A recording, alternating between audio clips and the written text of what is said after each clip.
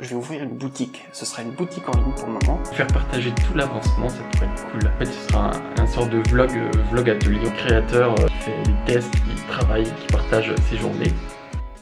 Je m'attaque donc à l'ourson en peluche. J'ai demandé sur le Discord s'il préférait un ourson en peluche plutôt caramel ou plutôt beige. Donc la réponse c'est caramel. Je vais en profiter pour tester les gants. C'est parti. Donc déjà le premier avantage c'est que je sens bien la texture du sucre, on la sent bien la température. Deuxième avantage c'est que les gants blancs, ce qui est chiant quand je filme, c'est que ça reflète beaucoup la lumière. Pas mal du tout ces petits gants.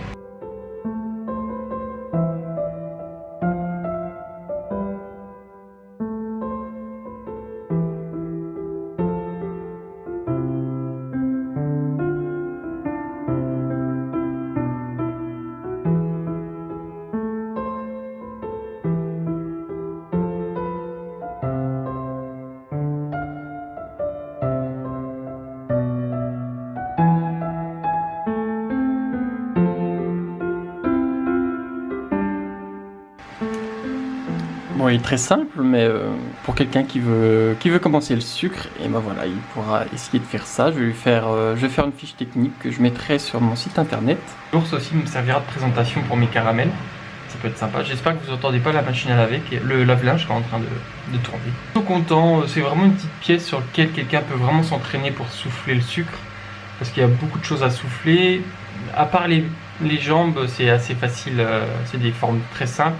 Il y a juste les jambes qui sont un peu plus complexes.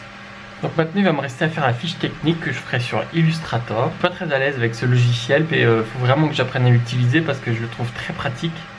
Du moins il a l'air très pratique. Faire des choses vraiment très propres, très carrées, je pense que c'est vraiment un très bon logiciel. On est dimanche 7 au soir et on va déguster les caramels. Je mets un film plastique dessus pour les protéger au cas où il y a des petites poussières qui soient dans l'air, qui volent, qui se posent dessus. Parce que ça peut masser. Donc masser, ça veut dire que le sucre se recristallise et ça vous fait un caramel tout sec, tout friable, tout dur, dégueulasse.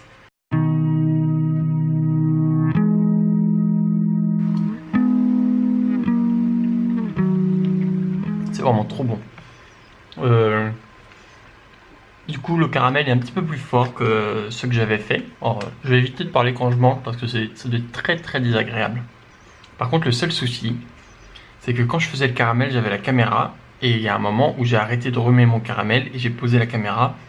Il y a des grains de sel qui se sont déposés au fond de la casserole et qui ont collé. Du coup, ils sont pas dans le caramel. Donc le caramel est un petit peu moins salé que la dernière fois. Mais je m'en suis douté quand j'ai vidé la casserole et que je l'ai nettoyée, j'ai vu qu'il y avait des grains de sel au fond. Je savais que... Voilà. Donc maintenant, il faut que je coupe tout et que je mette tout en papillote. Et ça, c'est un petit peu long. Ça me dérange pas. Je me mets un petit fond de musique et voilà, je me pose, je fais mes petits caramels en papillote. Et voilà. Je vais en envoyer aux amis, à la famille et tout ça pour qu'ils goûtent et qu'ils me disent il faut que tu mettes en papillote, il faut que tu mettes dans les mêmes conditions que quand je vais vendre mes caramels dans la boutique.